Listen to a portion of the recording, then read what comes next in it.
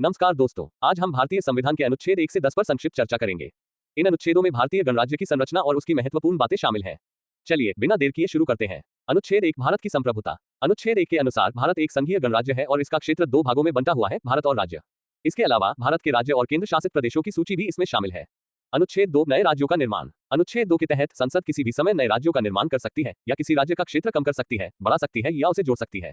यह अनुच्छेद भारत की संघीय संरचना को लचीला बनाता है। अनुच्छेद 3, राज्यों के पुनर्गठन। अनुच्छेद 3 में ये प्रावधान है कि संसद एक राज्य के पुनर्गठन, विभाजन या उसके क्षेत्र में बदलाव करने के लिए कानून बना सकती है। इसके लिए राष्ट्रपति की सलाह जरूरी होती है और राज्य विधानसभाओं की सलाह ली जाती है।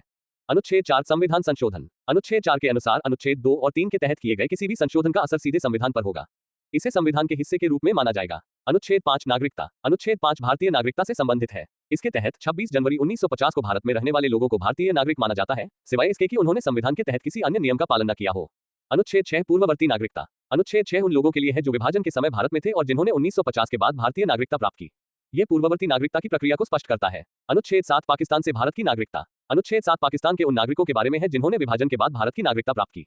यह उन लोगों के अधिकारों और कर्तव्यों को स्पष्ट करता है। अनुच्छेद 8, भारतीय नागरिकता के लिए आवेदन। अनुच्छेद 8 में उन लोगों के लिए प्रावधान है जिनका भारत के प्रति विशेष स्नेह है और जो संविधान के अनुसार भारत की नागरिकता के लिए आवेदन कर सकते हैं। अनुच्छेद 9, विदेशी नागरिकता से वंचित। अनुच्छेद 9 उन लोगों को नागरिकता से वंचित करता है जिन्होंने विदेशी नागरिकता प्राप्त की है।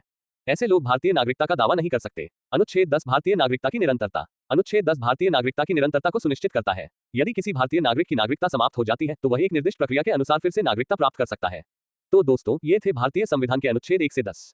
उम्मीद है कि आपको यह वीडियो जानकारीपूर्ण लगा होगा। यदि हाँ तो कृपया वीडियो को लाइक और सब्सक्राइब जरूर करें। अगले वीडियो में हम और भी महत्वपूर्ण अनुच्छेदों पर चर्चा करेंगे। धन्यवाद।